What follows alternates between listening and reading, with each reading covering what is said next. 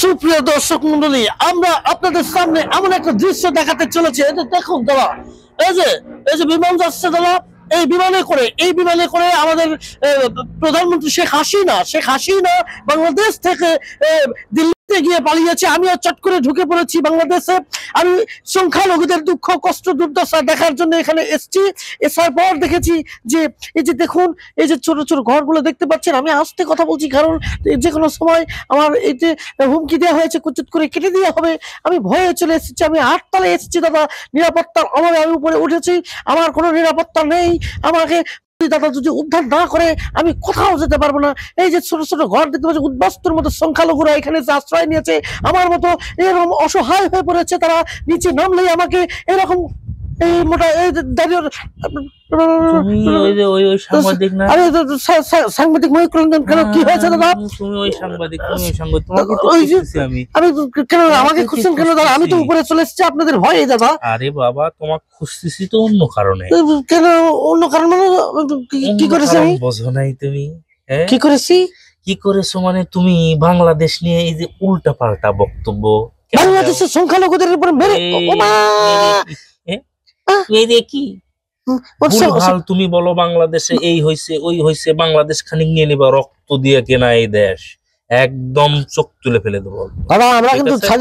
চুপ, এখানে কোনো সাম্প্রদায়িক দাঙ্গা হয় নাই, কিছুই হয় নাই।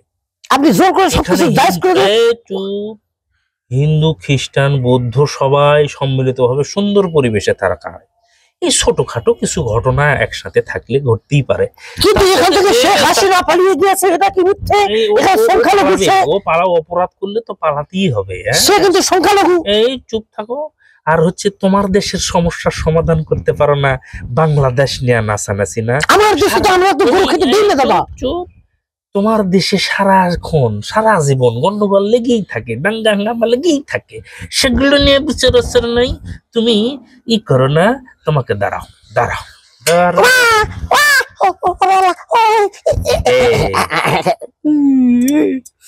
আজকে কিন্তু খালি অল্প কাটছি, এরপরে যদি দেখি যে ভুলভাল বলতেছে তাহলে কিন্তু গোড়ায়।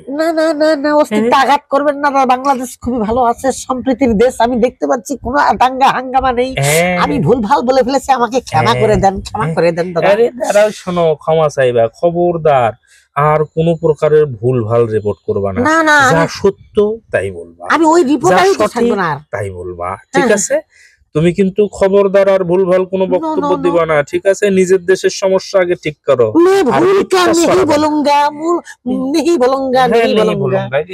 কুচ করে কাট দেঙ্গা, मैं की जाऊंगा। तो मैं जाऊंगा। तो दादा बांग्लादेश का टाटा बाय बाय हो गया। খুব সাবধান, খবরদার বাংলাদেশের দিকে কেউ অযথা নজর দেবেন না, তাহলে কিন্তু কুচ।